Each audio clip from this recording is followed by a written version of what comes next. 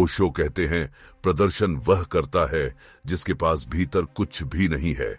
आज की दुनिया दिखावे की एक ऐसी अंधी रेस बन गई है जहां हर व्यक्ति स्वयं को दूसरे से बेहतर और अधिक संपन्न दिखाने के प्रयास में लगा है। लोग वह वस्तुएं खरीदते हैं जिनकी उन्हें वास्तव में कोई आवश्यकता नहीं है, केवल उन लोगों को प्रभावित करने के लिए जिन्हें वे वास्तव में पसंद भी नहीं करते। क्या आपने कभी सोचा है कि असली अमीर हमेशा इतना शांत और सहज क्यों दिखाई देता है? ओशो इस रहस्य को खोलते हैं। वे कहते हैं कि जब धन आपके अहंकार को विस्तृत करता है तो वह आपके मानसिक विनाश का कारण बन जाता है, लेकिन जब वही धन आपकी सुविधा और आंतरिक शांति का आधार बनता है तभी वह वास्तविक वरदान है।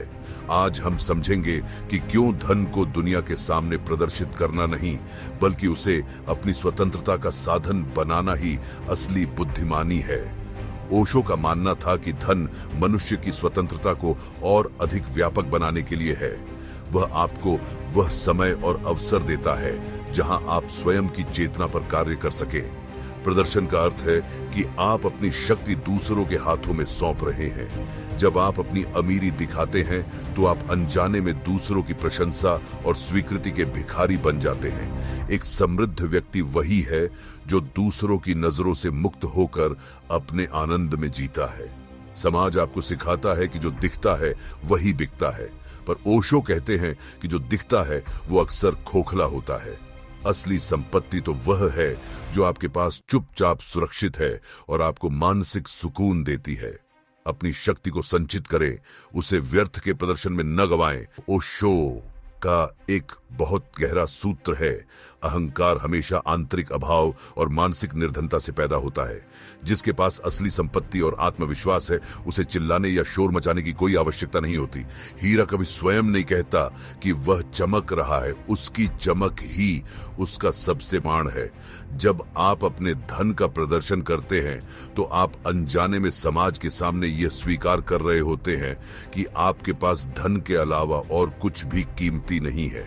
ओशो सिखाते हैं कि अपनी कीमती ऊर्जा को व्यर्थ के दिखावे में कभी नष्ट न करें। जो धन केवल दिखावे के लिए खर्च होता है वह कभी मानसिक सुख लेकर नहीं आता, बल्कि वह और अधिक असुरक्षा पैदा करता है।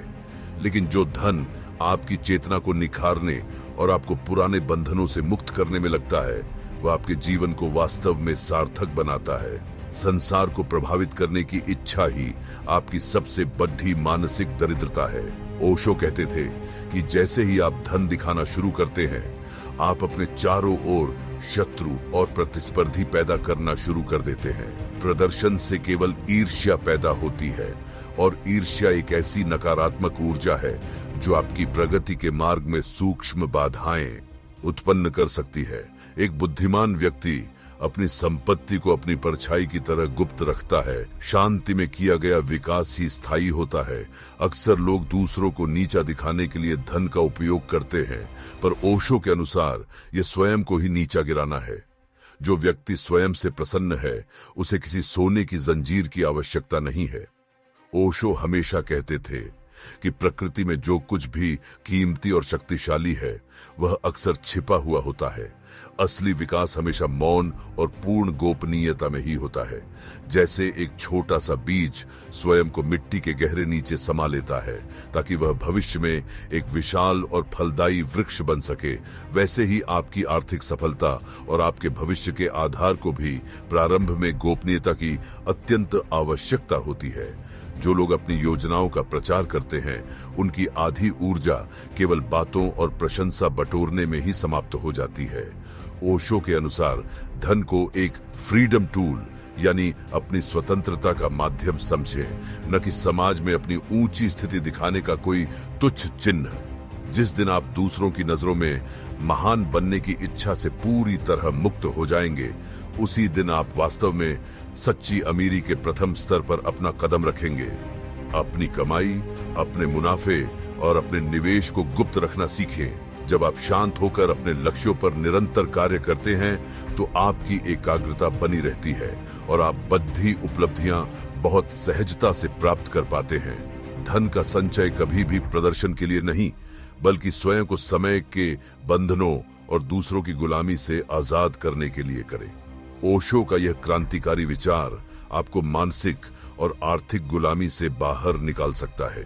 लोग आपकी सफलता से नहीं बल्कि आपके दिखावे से जलते हैं। यदि आप अपनी प्रगति को गुप्त रखते हैं तो आप समाज की नकारात्मकता से बचे रहते हैं। अपनी संपत्ति को बढ़ाना एक साधना है और साधना हमेशा एकांत में की जाती है।